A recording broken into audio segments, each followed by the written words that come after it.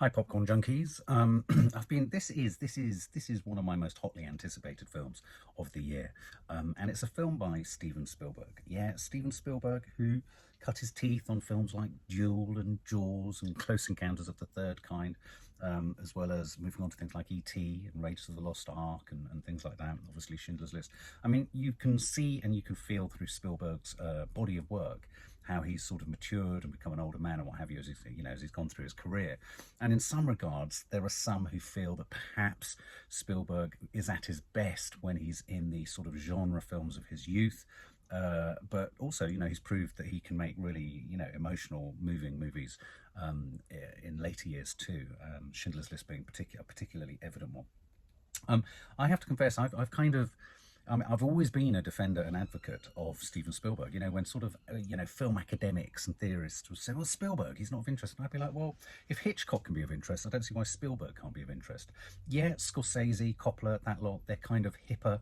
They were doing a sort of edgier type of thing.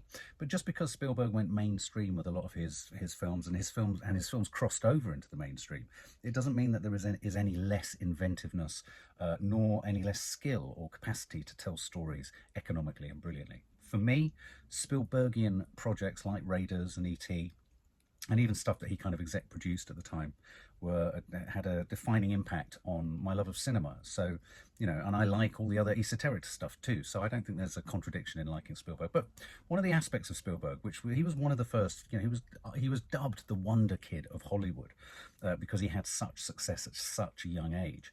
I think he was in his 20s when Duel was given a theatrical release. Duel was the first film, where the guy is chased by a truck and you never see the driver. I mean, the concept behind it is the age-old concept of don't reveal the monster, don't explain why it's happening, and you can just build tension. So, it's an expert, lesson in tension building. But he was so young then, and he was still young when he went on to make Jaws, and when he went on to make Close Encounters, and thereon in, he just kept getting hit after hit after hit, E.T. too, etc. So his childhood, his company is called Amblin Entertainment, and he made a short film when he was a student called Amblin. And I love the fact that his production company to this day, that makes all the films that he makes and all the programs that he's going to make for Netflix and what have you, is still called Amblin Entertainment. You've probably seen it. It has the logo of E.T. and the basket on the front of Elliot's bike as he passes in front of the moon. This film, I'm getting there, this film, The Fabelmans, is the story, indirectly, and sort of change the name, etc., is essentially his story of growing up. It's about his mum, it's about his dad, it's about his siblings. It's just screened at the Toronto Film Festival, and it has a stellar cast, including Paul Dano, Michelle Williams, Seth Rogen. I wasn't an enormous fan of West Side Story. I haven't been an enormous fan of more recent Spielberg films. I worry that he veers towards a certain sentimentality, or that what was once quite radical in his coverage of scenes and sequences and storytelling has become a little bit more pedestrian. Maybe that's harsh, but a little bit. He's quite gentle. He's become quite a gentle filmmaker. So I'm hoping this isn't too gentle. This could be he's quite a sentimental filmmaker, and I'm worried that this could be a little too sentimental. And obviously, we're in the era now of filmmakers making films about themselves. I think Armageddon Time is James Gray's story. And there's another one called Bardo, I think, which is it Inarito? So filmmakers making stories or films about their childhoods and how they got into film. There's a precedent. Let's have a look. Let's check it out. And let's see if it delivers on some of the things we like about Spielberg, but maybe progresses things too. There's Amblin. Movies are dreams that you never forget.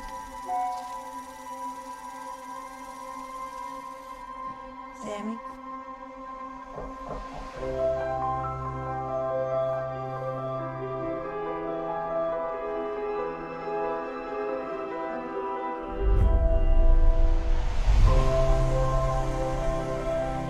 The lights change how everything looks. It's hard to find our house. Ours is the dark house with no lights. In this family, it's the scientists versus the artists. Sammy's on my team, takes after me.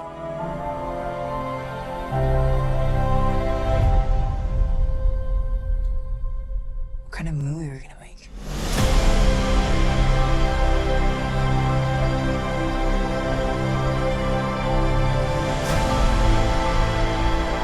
You dismiss what he does as playful or imaginative.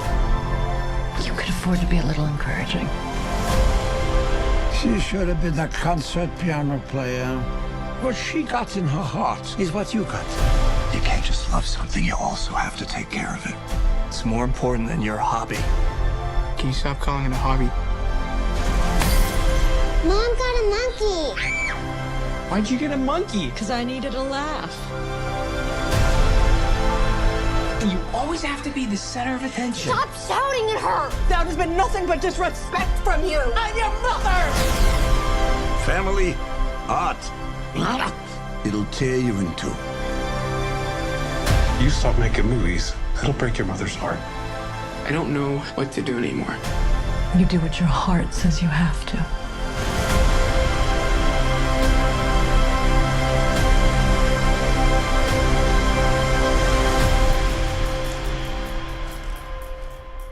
What was your favorite part?